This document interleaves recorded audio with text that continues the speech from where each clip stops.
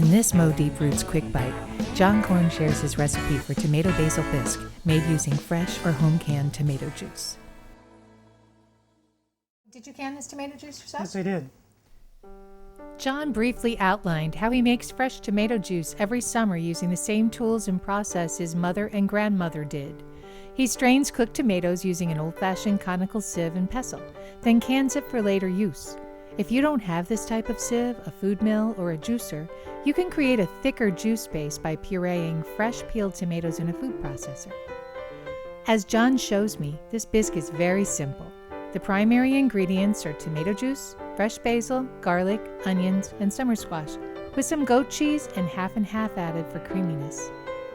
John thinly slices an onion and a small summer squash and renders them in butter for 15 minutes, allowing them to brown.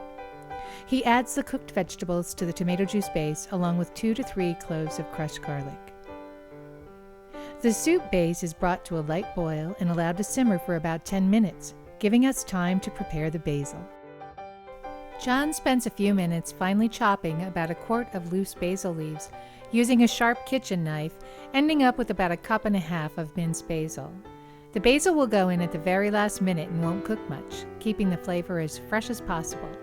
By the time the basil is prepped, it's time to add the dairy ingredients to the hot soup. John stirs in half of a 5-ounce tub of herbed goat cheese, stirring until it's well incorporated, followed by a half cup of half and half and a cup of 2% milk.